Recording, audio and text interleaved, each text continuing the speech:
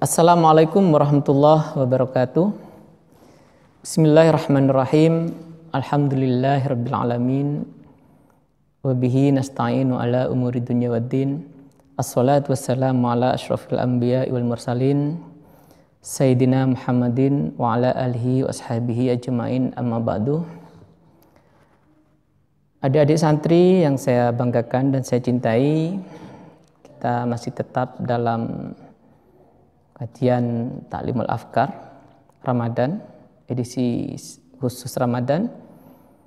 Pada kesempatan kali ini saya ingin menyampaikan mengenai kondisi-kondisi atau orang-orang yang boleh membatalkan puasa atau meninggalkan puasa, beserta konsekuensinya ketika mereka meninggalkan puasa.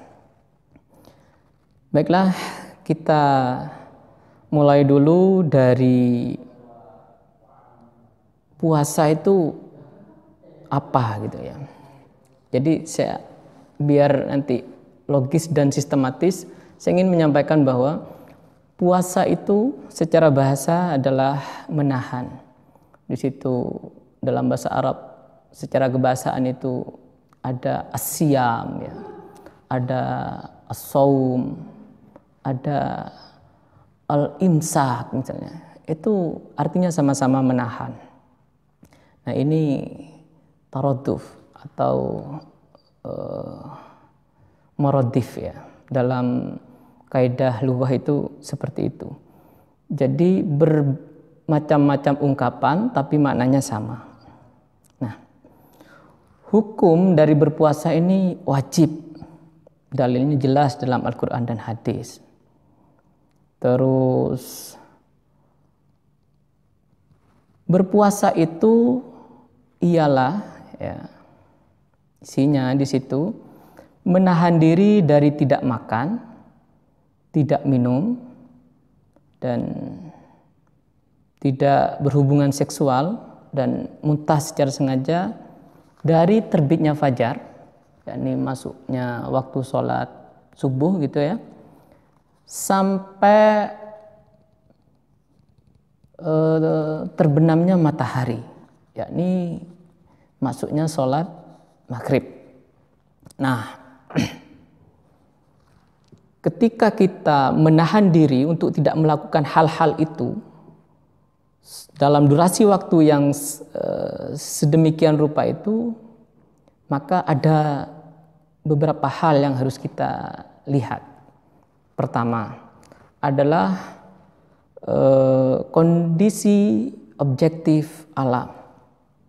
Ketika berpuasa itu dari terbitnya fajar sampai terbenamnya matahari, maka itu terkait dengan waktu. Kalau kita ngomong waktu, itu terkait dengan pergerakan benda-benda langit, benda-benda angkasa. Setidaknya pergerakan matahari, pergerakan bulan, dan pergerakan bumi. Nah, siang dan malam, ya, terbitnya fajar dan tenggelamnya matahari, itu terkait dengan perputaran bumi. Ketika bumi yang bulat ini berputar pada porosnya gitu ya, maka dia menghasilkan waktu. Karena bumi ini bulat, maka waktu siang dan malam antara belahan bumi di sini dan belahan bumi yang lain, waktu siang itu bisa jadi berbeda. Kalau di sini di Indonesia mungkin sekitar 14 jam, 13 jam ya, dari jam 4 pagi sampai jam setengah 6 sore. Jadi sekitar itu. Di belahan dunia yang lain bisa jadi lebih sebentar atau bisa jadi lebih panjang lagi. Nah, manusia di sisi lain memiliki kondisi objektif masing-masing. Misalnya manusia yang harus menjalankan perintah itu bisa jadi dalam kondisi ada hajat untuk bepergian ya, musafir yang tidak bisa ditunda, atau ada yang dalam kondisi tertentu dia lemah misalnya, atau mengalami kesempitan karena menyusui atau hamil misalnya, atau lagi sakit. Nah, bagi mereka itu dibenarkan untuk tidak berpuasa atau membatalkan puasanya. Nah, namun demikian di situ ada ketentuan-ketentuan yang harus dipenuhi oleh kita ketika kita ingin atau berhajat untuk membatalkan puasa itu. Nah, ketentuan-ketentuan itu saya nukil dari kitab Fiqhul Islam wa Adillatuhu karya Syekh Profesor Dr. Wahbah Zuhaili di Universitas Al-Azhar Kairo. Ada beberapa golongan atau kondisi orang boleh meninggalkan puasa. Saya sudah ringkaskan di sini.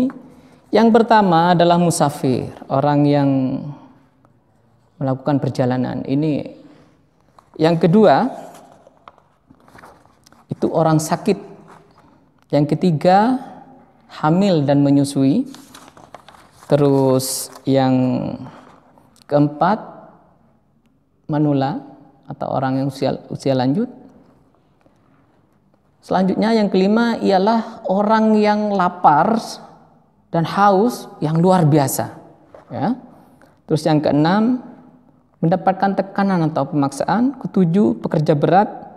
Dan yang ke-8 orang yang ingin menyelamatkan jiwa seseorang. Baiklah, kita bahas satu persatu dari 8 golongan ini. Yang pertama tentang musafir. Ini ketentuannya dilihat dari berbagai aspek. Pertama dari aspek jarak dan ruang. Nah, seseorang boleh meninggalkan puasa ialah kalau dia bepergian dengan jarak sama dengan bolehnya mengqashar sholat, yakni sekitar 89 km dalam keadaan telah meninggalkan rumah kampungnya di belakangnya. Jadi bukan hanya jarak sebenarnya, tapi juga ruang. Jadi dia tidak boleh hanya muter-muter misalnya di dekat rumahnya sampai lihat speedometer dan kilometer dari kendaraannya. Ini sudah sampai 89 km misalnya. Tapi dia hanya berputar-putar di dekat rumahnya, tidak terbentang gitu, itu tidak memenuhi syarat untuk meninggalkan puasa atau membatalkan puasa. Jadi itu bukan musafir namanya, tapi cuman berputar-putar di situ. Yang selanjutnya kita lihat dari segi waktu. Syarat menurut jumhur adalah dia memulai perjalanannya dan niatnya itu sebelum terbitnya fajar. Jadi pada malam hari dia sudah niat gitu ya, dan berangkat. Nah,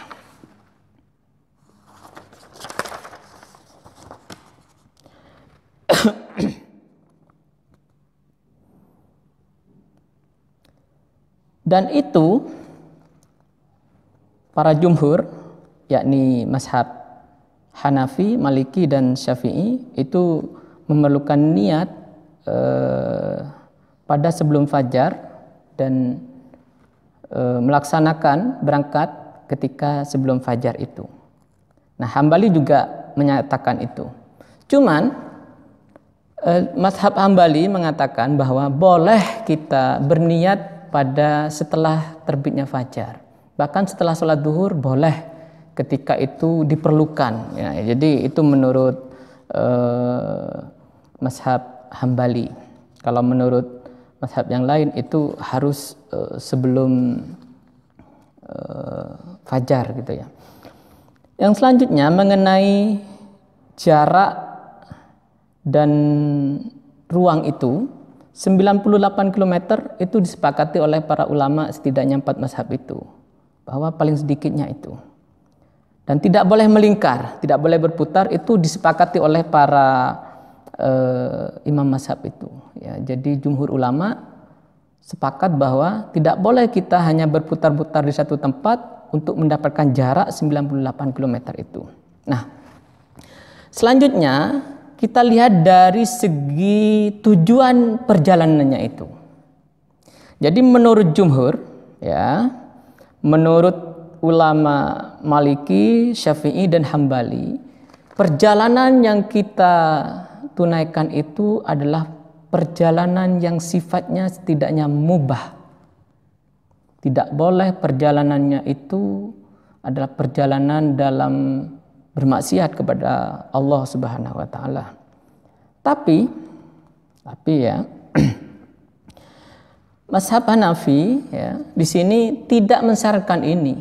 Jadi mazhab ini memperbolehkan atau mengizinkan orang untuk membatalkan puasanya dengan tujuan yang bahkan haram sekalipun atau maksiat sekalipun.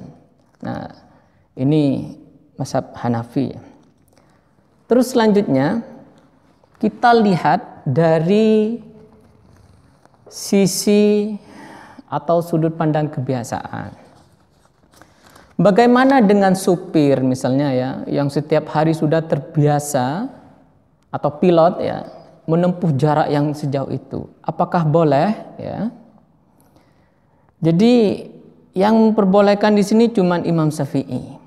Kalau misalnya dia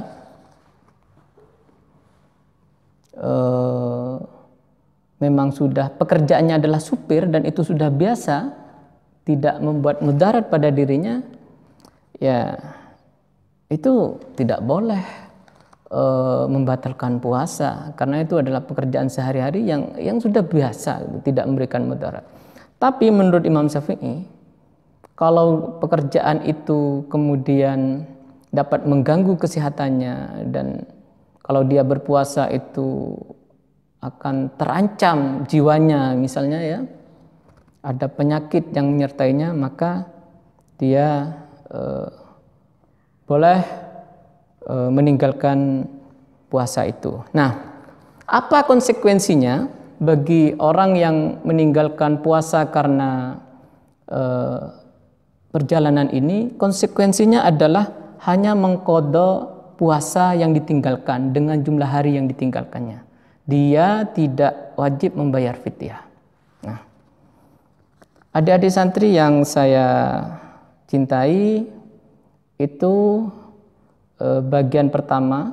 Selanjutnya untuk bagian kedua yang menjelaskan tentang kondisi-kondisi dan orang-orang lain yang boleh meninggalkan puasa akan kita bahas pada kesempatan selanjutnya. Sekian dari saya, kurang lebih mohon maaf. Wallahul muwaffiq ila aqwamit thoriq. Wassalamualaikum warahmatullahi wabarakatuh.